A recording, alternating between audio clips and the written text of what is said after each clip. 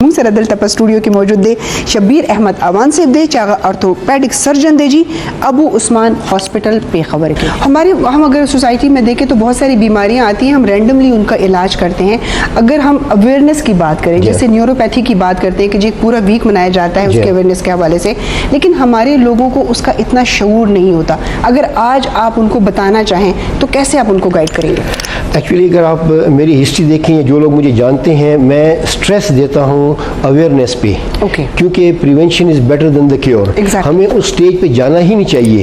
جیسے آپ نے انٹروڈکشن میں کہا کہ آج کل کے جو ینگسٹرز ہیں ان کی جنک فوڈ اور یہ چیزیں وغیرہ جو ہے, ابھی کولڈ ڈرنکس ہو گئیں, یہ چیزیں سب ہڈیوں کو نقصان دیتی ہیں. تو اویئرنیس کے حوالے سے جیسے نیوروپیتھی ویک منایا جا رہا ہے, تو نیوروپیتھی مینس نروز کا ڈیمیج ہونا. یہ دو لفظ سے مل کے بنے نیوروپیتھی, نروز کا ڈیمیج ہونا یا زخمی ہونا.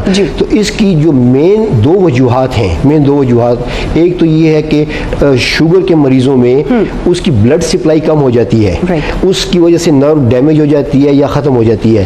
دوسرا وٹامن B12 کی کمی, وٹامن B12 کی کمی کی وجہ سے جو نرو کی گروتھ ہے اس میں فرق پڑتا ہے. تو یہ دو چیزیں جو ہیں نیوروپیتھی کا سبب بنتی ہیں. اب ہم آتے ہیں شوگر کی طرف. اگر شوگر ہمارا کنٹرول ہے تو ہمارے نیوروپیتھی کے چانسز بہت کم ہو جاتے ہیں. اور اسی طرح اگر ہم وٹامن B12 کی طرف آتے ہیں تو وٹامن B12 جو ہے ہمیں جو اینیمل اوریجن سے میٹ ہے, ملک ہے, ایگز ہیں, ان سے ملتا ہے. ہم وہ لیں تو یہ دونوں چیزیں اگر ہم پراپرلی لیں تو نیوروپیتھی تک بات نہیں جائے گی.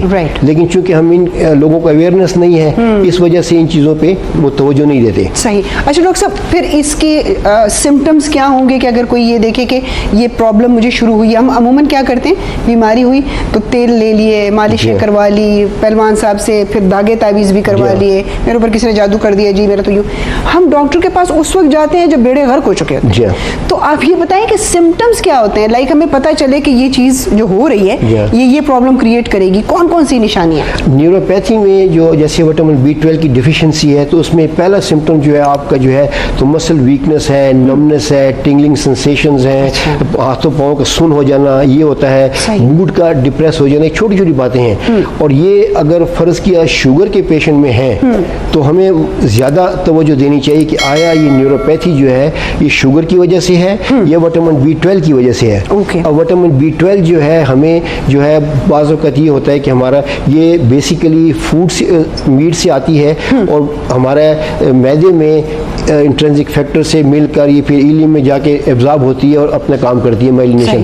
تو فرض کیا کسی کا اسٹمک ٹھیک نہیں ہے یا کسی کو جو ہے تو انٹسٹائن کا مسئلہ ہے تو وٹامن B12 لے رہا ہے لیکن وہ ایبزارب نہیں ہو رہی ہے. تو اس لیے ہمیں یہ شروع سے جو سمٹمز ہیں جیسے لیتھارجک ہے, موڈ کا ڈپریس ہونا, یہ چیزوں کو اگنور نہ کرے. اور خاص کر جو 50 ایئر سے اوپر جو ہیں, تو 50 ایئر سے اوپر جو ہے تقریباً 20% فگرز یہ بتاتی ہیں کہ 20% میں جو وٹامن B12 کی کمی ہوتی ہے. اور اسی طرح 60 سے اوپر جو ہے تو کوشش ہمیں ہونی چاہیے کہ ہم وٹامن B12 کے سپلیمنٹس لیں تاکہ اس کو کور کریں.